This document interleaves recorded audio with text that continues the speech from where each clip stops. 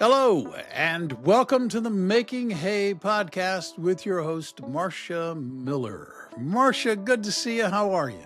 Hey, Bill. I'm doing well, doing great. I'm really excited about this guest today because you and I were talking before the podcast while we were waiting for her to join us. And I think people are going to find this guest really interesting, and it's a must-listen-to episode. And with that, I'm just going to turn it over to you. Absolutely. Yeah, thank you so much. So today, the name of our podcast is Creating a Lifestyle Veterinary Practice with Dr. Eve Harrison. She owns the House Call Vet Academy in Los Angeles, California. A little bit about Eve before we get started. She's an integrative concierge house call veterinarian in Los Angeles.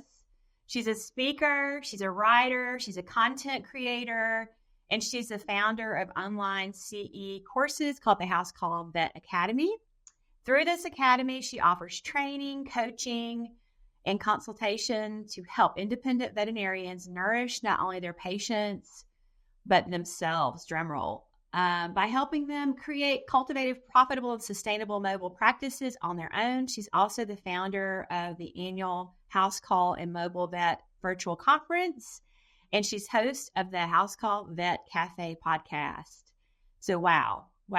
So her current mobile practice has been through numerous seasons and iterations of itself, including being an acupuncture-only practice, a multi-doctor practice with IHE exclusive component, wellness only, and finally today it's a solo integrative concierge practice. So welcome, Dr. Harrison.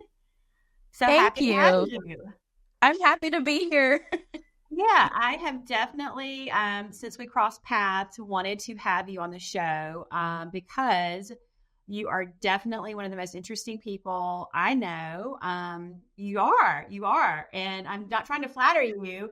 People are going to see here in a minute. You've really embraced the concept of playing as hard as you work. And so before we get started and dive into our topic today, tell us about your personal interests outside of vet med.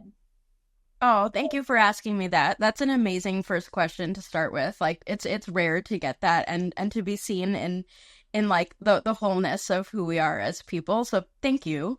My life outside of veterinary practice. Wow, that's like really refreshing to start this conversation that way. My life outside of veterinary practice these days is pretty multifaceted, pretty multi-passionate. I guess I'll start with my music. You can see my music stand back there. I'm a flautist, semi-professional, and I play folk music and weddings and all different traditional types of music. And I'm learning how to play the bass and the guitar from my husband, who is a really good guitar player, and he's also kind of like transitioning over to bass. And then we like to go hiking. I'm really into mushrooms. Anyone who follows me on Instagram or Facebook must probably know that. Yeah. I'm like, is my business foraging for mushrooms and celebrating mushrooms, or is it helping vets? I don't always know the answer to that. It's a good blend. But almost every weekend we go out and we go hiking, we go mushroom foraging, and what else outside of veterinary medicine? I'm a big yogi type person. I'm basically a certified yoga teacher as well. I'm not teaching anymore, but I try to practice every day, and it definitely informs every aspect of my life, including my veterinary practice and also my my coaching business. Absolutely. Yeah. That is cool. See, I didn't disappoint audience. She is the most interesting veterinarian I've ever talked to, literally. To ask you that question first, because I think it speaks to the topic today. You know, most people, most veterinarians get out of school and they're so excited to get to practice. You know, they're finally out of school. They can follow their dreams. You know, it's a long road to get there. And, they find out they're working 6 to 7 days a week. And so I think before we get started, let's just, talk about like, what is a lifestyle veterinary practice? What is a definition? Yeah, go ahead and answer that. I can give you my thoughts on it, but you go ahead and say what is it? Yeah, I'm also pretty honored that that's the name of this episode and that you're coming to me for that, because I do think of my practice as a lifestyle practice. My practice is deeply fulfilling. I feel not burnt out by it. I feel it's very much the practice that I've created, the practice that I want it to be, and that includes my ability to practice the medicine I want, to have the clients I want, to take the care of the patients just the way I envision it to be, so that I feel like the best of my doctoring can be manifested, basically. And in order for me to be the best doctor I can be, I have to be the best human I can be, which means that I need to be able to nourish myself in the wholeness of who I am. Which means, in turn, that I need to have the time to kind of indulge my passions, be with the people that I love, be able to travel when I want to, have the hobbies and multi-passionate interests that I have. And it all sort of feeds into itself. It's like the practice that I've built with the boundaries and policies and the carefully, I guess, curated client list and patients that I want to be working with. That all feeds into my ability to have the time, the freedom, and the just sort of like mental capacity, the wherewithal to like also live in the things that make me me, and that makes me a better doctor. And then I want to help my patients, and then, and then they want to pay me the amount that I'm worth. And they, I present to them in a way that feels like healthy, not rushed, excited to be there, happy to help them, not bothered by their questions. It's sort of like a vicious cycle of like awesomeness. Which is the opposite of the vicious cycle a lot of veterinarians are in. They're in one Yeah. of constant exhaustion, never That's having it. dinner with their family, coming in and barely kissing the kids, before they go to sleep, things like that. Those are the things that I hear, on a daily basis as I work with veterinarians. And it's sad and tragic because veterinarians as a whole, they're some of the most awesome people. They have what I call a servant's heart. It's kind of like it brings me back to my roots of how I was brought up in the family. My parents are not veterinarians, but just I grew up in that. I was very fortunate to have that type of examples of people that gave to other people, and they did take care of themselves as well, but they just had a passion for serving others. And I see that a lot with veterinarians. I don't think you could be called to be a veterinarian without having that. But the unfortunate side of it is most veterinarians are exhausted. Yeah. They don't take proper self-care, as you mentioned, and so forth. So when I first came across you, Eve, you had shared this beautiful story. It was very personal, very authentic. It was a post, and I read it, and I said, I've got to know this lady. And so I started hounding you. And so the story was about when you first got out of vet school. And would you mind sharing that with the audience? Hopefully you remember the story, but you came out of vet school, you were never seeing your husband, and just kind of explain that that little part of your how you started. Yeah, so I think this is the post you may be talking about, where I came out of vet school. I burnt out within less than 5 years. I actually I thought I wanted to be a board certified veterinary surgeon, so I was in a residency program, and it wasn't for me. I fell apart, and I continued to fall apart the more I engaged in the sort of standard fare veterinary profession. And I just, I was like, this is the burnout central. This doesn't gel with my brain the way I can be wonderful in this world. I can't be wonderful in this paradigm. I can't function like this. And I then I ended up kind of by default forming a house call practice, because it was like the best way I knew how to continue offering veterinary medicine without sort of a middleman, without someone kind of looking over my shoulder telling me how to practice, but actually having direct me to client to patient care and nothing in between. No other paradigm superimposed on the medicine that I wanted to provide, and the kind of care and the bedside manner and the amount of time that takes inherently when you're doing the type of medicine that I like to do. So it ended up that just go to the person's house. Why not? Like, I don't have any other roof over my head in which to provide the service. So it just kind of by default ended up I was in the homes of people and working on their animals. And I had this practice that started to develop, and it was like, wow, this is me. This is like, I can like give the gifts that I feel are within me that have been kind of stuck and not able to come out. And so I realized that I have a house call practice. Holy moly. And holy shit, to actually be more authentic to how I usually speak. Speaking of authenticity, but at a certain point I was also like, oh my God, this is the house call practice of my dreams and the business of my nightmares. And so I sort of burnt out in terms of business owning because I didn't know what the hell I was doing, as most of us do not, right? And so I was like, there's gold here. There's something really, really precious that I have here. And I don't have the knowledge, the skill set, the collaborations to make this a business that is sustainable and good. So I burnt out again. And then I'm not sure what the rest of my post said, but I ended up eventually getting a lot of help, guidance, coaching, just accepting help, which is hard for vet.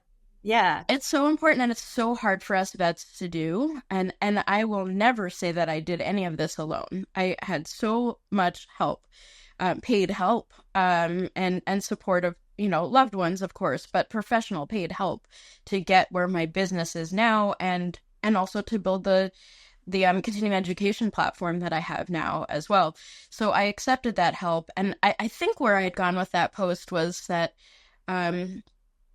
with all of that help and with all of that guidance, I finally found a way for my practice to be the practice of my dreams and the business itself, so that it's now also lucrative, sustainable financially. I don't worry about money anymore. I have regular recurring income that I don't worry about. I don't have to sell to my clients. And as a result of that, I have the time to spend, I think this is where I went with the post. I really can't remember. Fantastic. Keep going. You got it. And I think I ended up talking about how I had the time to spend with my husband, hiking every weekend. And whereas in the past, as my business was a little bit of a mess, I remember hiking on the weekends. My husband is an avid hiker, and he's made me into one too. And we would have these little tiffs. We don't really fight. We're very cordial and very polite and real with each other, but we don't fight. So we had a tiff, a recurring tiff that was you always have your phone with you. You're worried about your patients, and you're worried about not answering if a new client reaches out to you, and you have to respond right away, and you're not present, and we can't just go to someplace that has no self-service because you're so worried about what's happening on your phone. And that's gone now. It's gone, so I think I'm just so grateful that that sort of hovering business chaos of worrying about the business is gone. And it didn't start that way. It started out with chaos, business owner chaos. And that's, I would say, probably the default. If you don't have help, you don't accept help, or you're not anticipating how chaotic things can be if you don't have a system or mentorship or guidance. Wow. Hope that makes sense. It does. And, I like what you're saying and how you shared so openly about after the 5 years of hitting the brick wall, and saying, I've got to do something different because this is, is this what I went to school for? Maybe is what you're questioning yourself. But I think there's a lot of veterinarians that need to hear this message. They're feeling the same way. And then they're beating themselves up, perhaps, by saying, why do I feel this way? Why everybody else can do it? Why can't I do it? And I know even in my own career, I've put that kind of pressure on myself. And I realize, like you, when I unplug, when I take appropriate time off and prioritize self-care, prioritize exercising and those kinds of things, the client's going to wait. The problem that you're dealing with or whatever it is today is going to still be there for you, but you're going to have a clear head, to Indeed. So, but I just really think that other veterinarians need to hear a success story, and and you're not sugarcoating it, because I know there were challenges as you shared along the way, trying to figure it out, and I'm sure you felt overwhelmed many times in the process. But what are the key steps? So if you had to say, okay, somebody's unhappy, you were unhappy, you sought help. Well, number one, I admire the tenacity of just jumping in and saying, what do we have to lose, right? I'm going to go do a house call. And other than that, other than just, clicking the box to say, yes, I'm going to do something different, what are the key steps for someone? And we're going to talk about your training here in a little bit, but what just initially would you say is like, if someone's feeling this way, what should a veterinarian do? That's an awesome question. I also want to back up and just sort of like validate and like acknowledge the stuff that you were saying before about how we put so much pressure on ourselves to succeed without, realistically knowing actually that everyone else is struggling. Exactly. Like we sort of like self-isolate or think that we're, somehow uniquely flawed in not being able to navigate the system. We're not alone. Like hardcore, we are not alone. It's becoming more and more acknowledged in the veterinary space with, like compassion fatigue and burnout and, a variety of organizations that draw attention to this. But it's really, really imperative that people know that it's not just like some bullshit movement. It's real. Like, you're not alone. Like, really, really, really not alone. And then I also wanted to touch base a little bit on how you mentioned a lot of vets who are raising kids. They don't have time to be the parents that they want to be, let alone the veterinarians they want to be, the parents that they want to be, or have the rapport with their children and raise their children in the state of mind and presence that they want to be. And so I think it's really, really interesting that you mentioned that, because I would say like 60 to 70% of my students, veterinary participants in my program, come to me because of the specific reason that they want to be able to spend more time with their family. And so I think you kind of hit it on the head when you mentioned that specific desire or calling, aspiration, to be able to prioritize the things in life that are really should be prioritized, family and children, things like that. Do you have more, I still want to get back to the question, but do you have more male or female, or is it 50-50, or do you even know the stat on that in your program? It's 99% women. Wow. I mean, there's a huge percentage of veterinarians overall that are women. I mean, it's like 80% or something, but that is, we are told we can do it all, and we're frowned upon, at least, by some people, and definitely by ourselves, if we can't do it all, That's right. And we're supposed to have the perfect house, the perfect family, and the perfect career. And so I love that. That's doesn't surprise me that it's 99% for sure. Oh yeah. And while I'm not a parent to a human child, I'm very attuned to those issues, because so many people I work with, that's such a priority for them. And like, it's clear, it's obvious, it makes complete and utter sense why that would be very important to someone, right? Yeah. I heard someone say the other day, it wasn't someone I was talking to, it was like a post, but it was a veterinarian who was, I believe she was single and no children. And she was like, I feel guilty that I want time off when there's so many of my coworkers who are married, who do have children, I have no one to go home to. And now she's feeling guilty because she can't get a break out of here. We all deserve to have the life. If we want to have a music career or a passion around anything like you do, you have such a full life. And, it's just all this guilt and craziness drives me nuts. So, we deserve to be able to live a wonderful life and have a wonderful career at the same time. So, yeah. And like, the guilt is very, very real. Like veterinarians are known for our guilt. Like we do the right thing, we feel guilty. We do the wrong thing, we feel guilty. We spend time with our family, we feel guilty. We spend time at work, we feel guilty. It's like that's absolutely the name of the game, and we could definitely talk about that for an entire episode. Like I'm well acquainted with guilt. There's so much to unload here. So much. So my question, like, yes, we're going to get into your training, but I mean, what's the first step to take if you're in the situation where you feel overwhelmed and you want to change? The first step is to seek support. Whether that's formal support or informal support, start talking to people. Start talking to people who are living the life that you are interested in having something like that. Start following people who are an example of kind of a more free life and having a lifestyle practice, or just kind of living their best life, basically. Just look at that, immerse yourself in it. And then I would say, second of all, talk to people. Professional support is, I think, when you invest in yourself, you pay for that, right? But you're paying for a standard of support that you're expecting to get when you pay someone for their expertise or their support or their guidance or their eyes on your work or your next steps.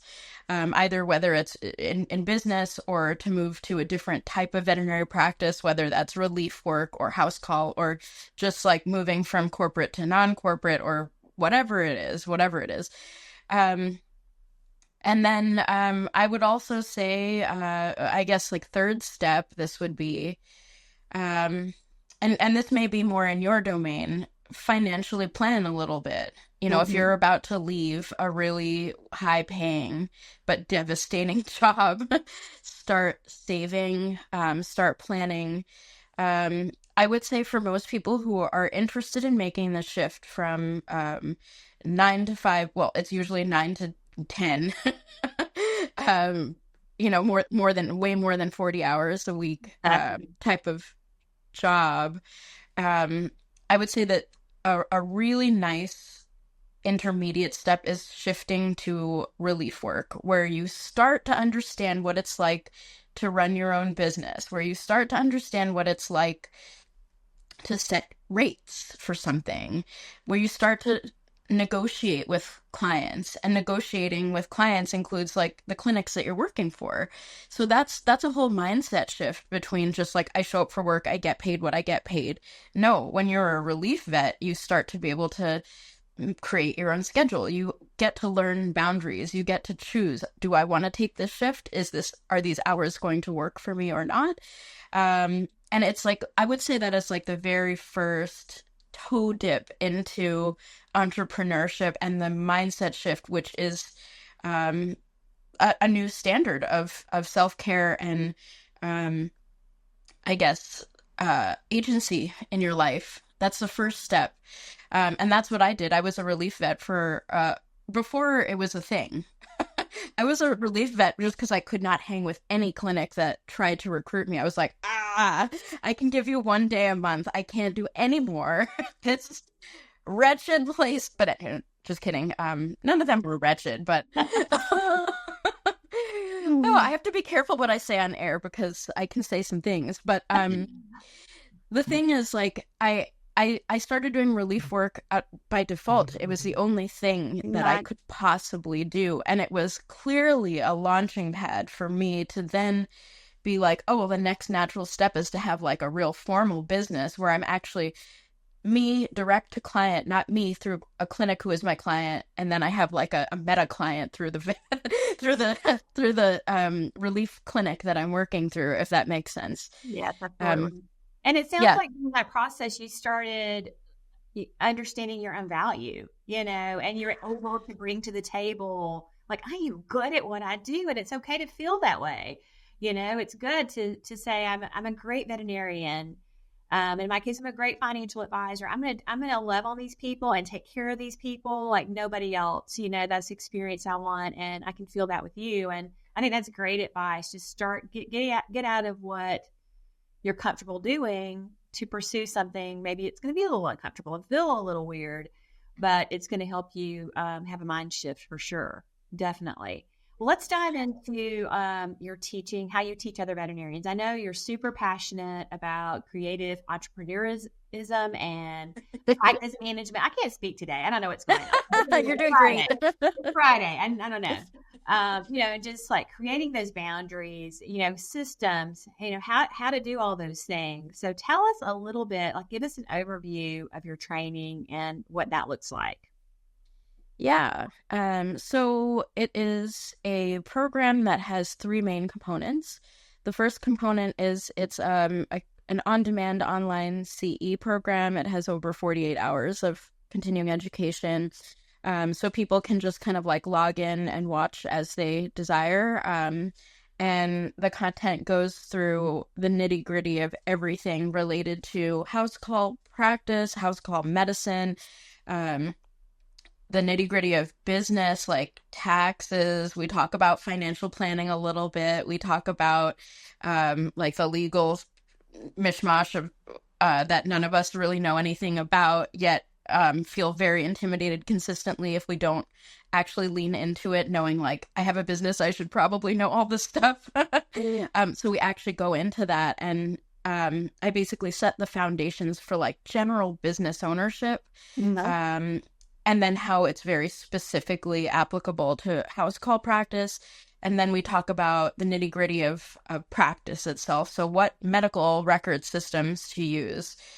We talk about laboratories, how to submit samples, how to obtain samples in the home when you're either solo or not, how to incorporate a vet tech or not, how to incorporate how to handle like client communication. Like, is it on the phone? Is it via text? Is it via email? What boundaries can you have around that? Like, what language do you use? I have a million templates of like language that I've used with my clients that has gotten like good clients that maybe were pushing boundaries a little bit to be like, oh, I understand. Yes, I totally respect that.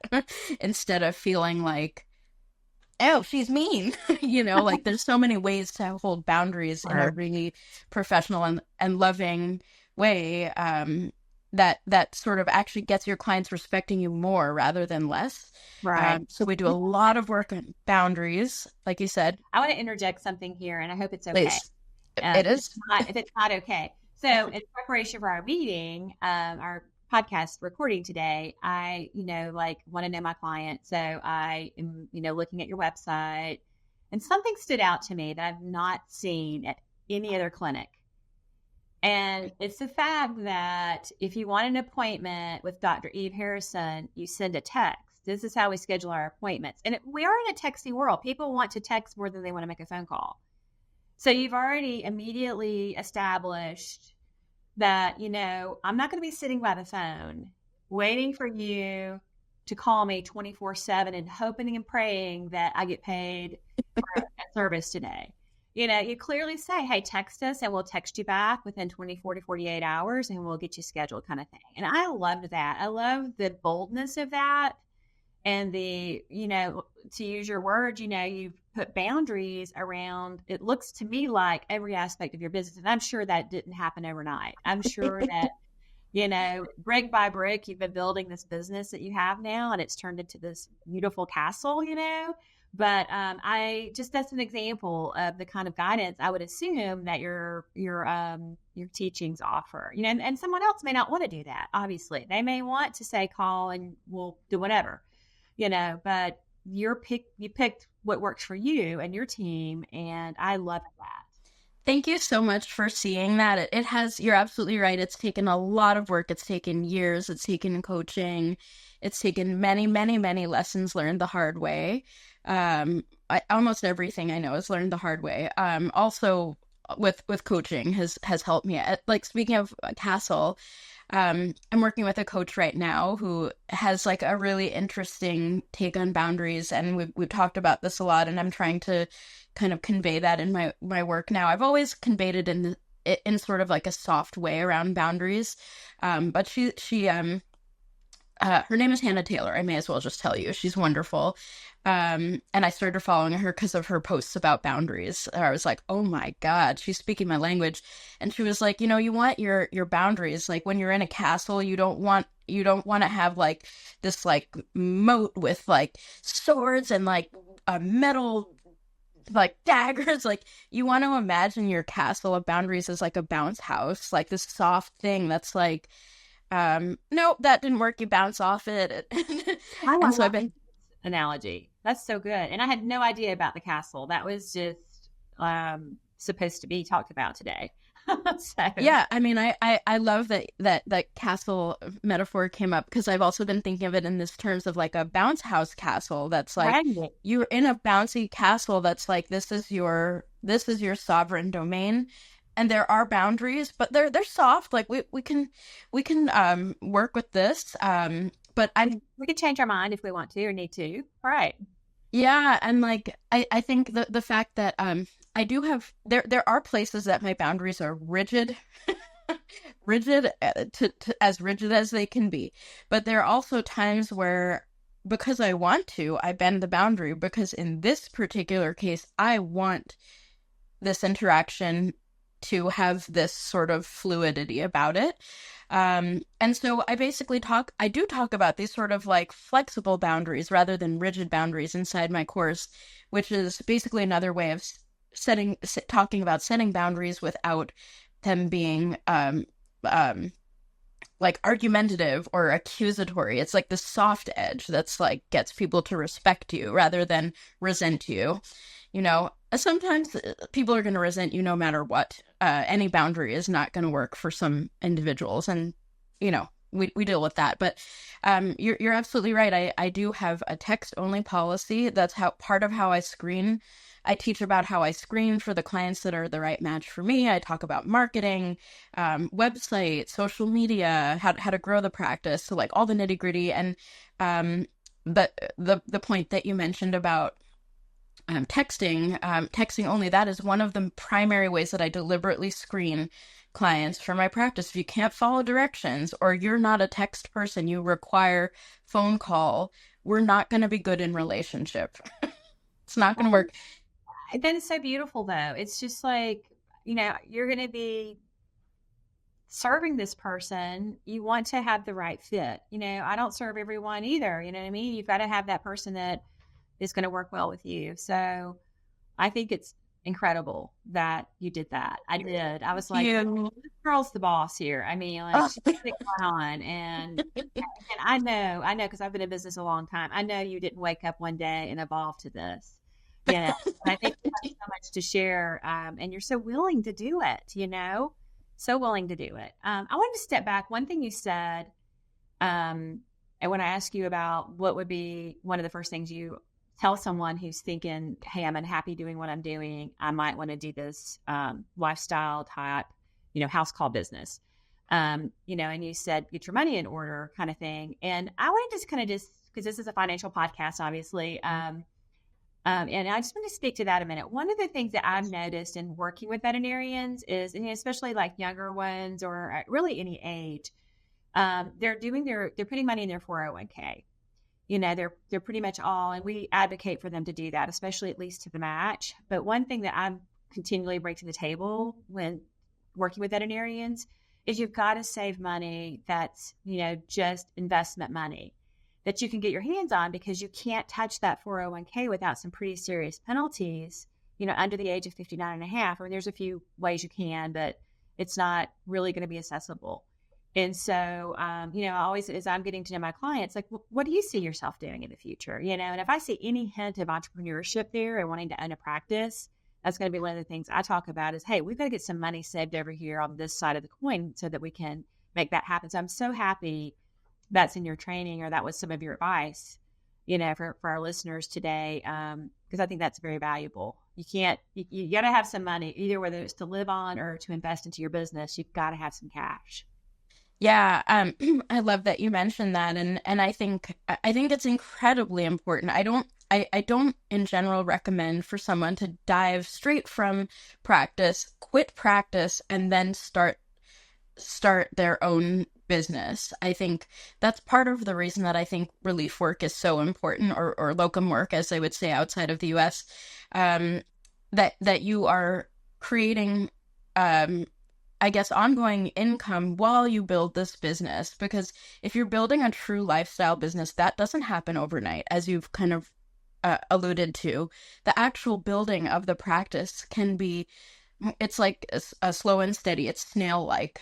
You build this slowly. You don't just boom, wake up and you have a perfect clientele that's willing to pay you exactly what you're worth the next day. It takes time. And so you need to either have a substantial savings or have ongoing income from, discrete relief shifts as you're building. If you are independently wealthy, then do whatever the hell you want. I'm all for it.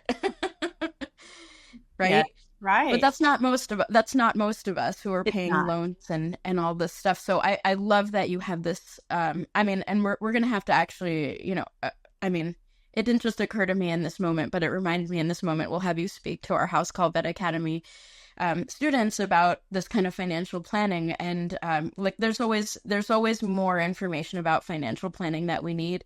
And that also brings me to my next aspect of my course. So it has this online on-demand educational program, but we have a monthly group coaching call where we have guest specialists, we have financial planners, accountants, attorneys, tax people, bookkeepers, we have everything from, we have people who focus on certain aspects of house call practice, medicine in the home. So we have that. And then there's also an online community where people's questions can be answered, since everyone's practice is pretty unique and we're in different demographics. So we sort of use these two, the monthly group coaching and the online community, to really tailor things to people's individual stuff.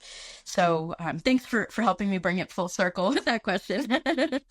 It's strictly virtual, but we do have an annual retreat that is in person, and that's coming up next month here in Los Angeles. So there is the opportunity for an in-person component as well. And then I don't think you mentioned this, you have the annual conference.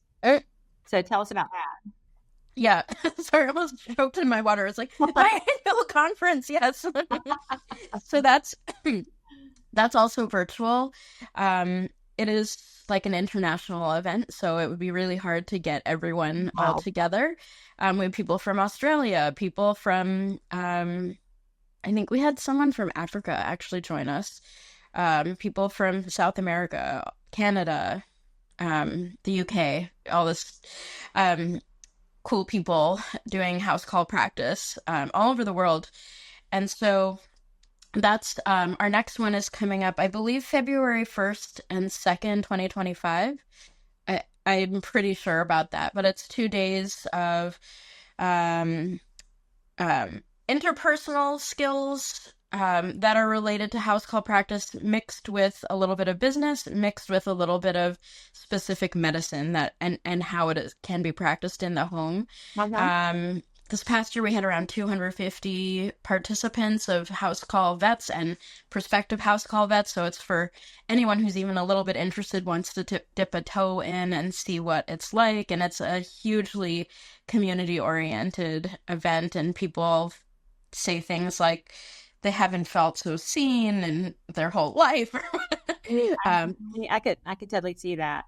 So do people go through your program and then they leave and you never hear them? Or is this like a lifelong community, or a combination of both of those things?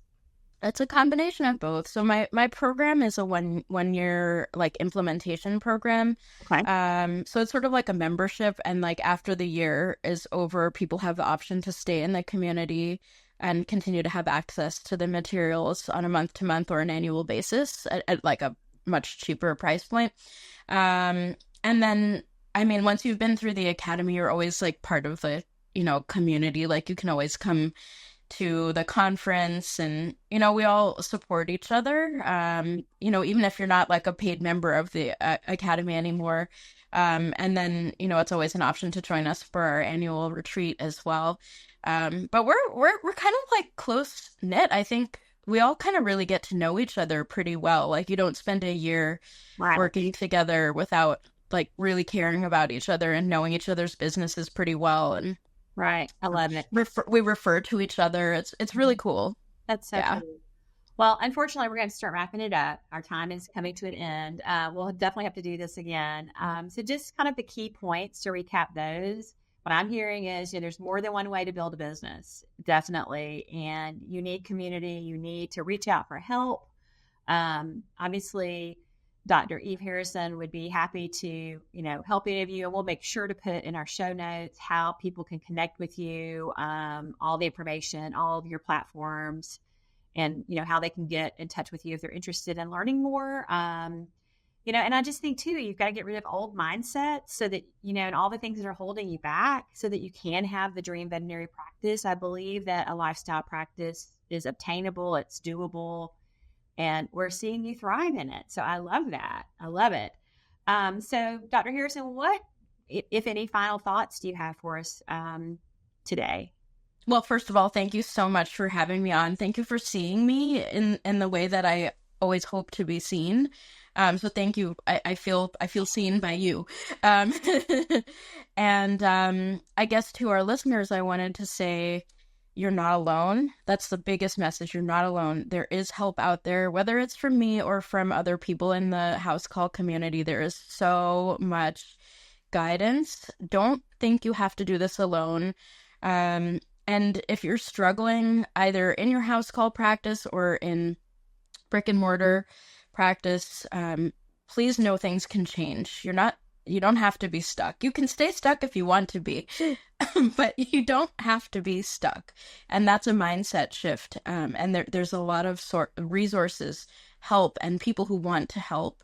And we're here for you with open arms, and things can be better. I believe in you. Absolutely. Absolutely. Well, I hope you have a fabulous weekend and play some music somewhere. I wish I could come listen to you. Thank you. Maybe another time. So yeah, I have an Irish gig coming up. I'm playing some Irish music with my band. It's called Made in Ireland. I love them so much. But anyway, thank you. Thank you. It was a joy. You too. This was a tremendous conversation. You two could have kept talking for a whole lot longer. And in fact, Marcia, I'm just going to step in here and say, as your producer, I really think we have to have Eve back because we do. It was great. And Eve, I people cannot say you were not alone enough. It gets said so much that it turns into a cliche, and people they dismiss it. That's it. But the truth is, a lot of people need to be reminded that they're not alone, and they do feel alone. They feel alone. I mean, yes, they do. They absolutely do feel alone. You definitely will be invited back for sure. But now, then, before I go, and I know there's lots of stuff going to be in the show notes, okay? But I want to know what her Instagram handle is, because I'm not a forager of mushrooms, but I am a consumer of mushrooms. So very good. Excellent. What's your Instagram handle so that people can find that? Yes, please tell us. My Instagram handle is the House Call Vet Academy. Just the House Call Vet Academy. Yeah. And there's good stuff about mushrooms, and I have a background in mushrooms beyond what I'm going to say on the air. It's formal certification.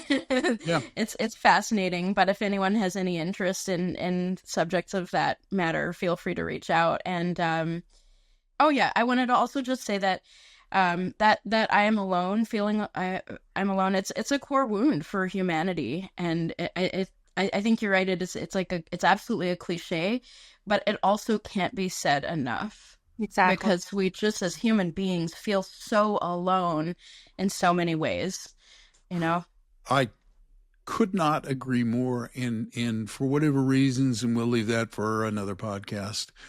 But, we do increasingly feel alone, and we need to know, as a matter of fact, we are not alone. And one of the ways that just happens is that you start talking to folks,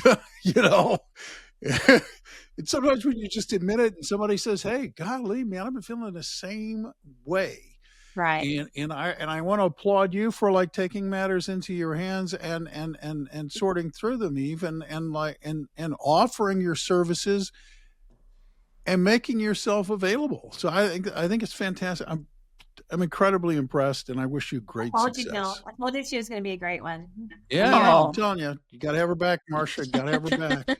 Yeah. In the meantime, those Yes. of you who are listening to this podcast who are not subscribers of this podcast, you know what to do. You can just hit the follow button and subscribe. That way you don't have to wonder about where you heard it, because you get notified every time Marcia drops a new episode of the podcast. That part's easy. If you want to know how to get a hold of Marcia, look in the show notes. Marcia, give them your web address before we get out of here. Yeah, So I have a quick short web address, Meet with Marcia. And just remember, Marcia is Marcia. So meetwithmarcia.com is the quickest, easiest way to find me. It is. Reach out to her. Have a conversation with Marcia as well. Until next time, I'm Bill Tucker on behalf of Marcia Miller and everybody at Making Hay. Thank you so much for listening today. And I want to remind you that you can go out today and make the day a great day. Or not. It's a choice. Thanks for listening. Until next time.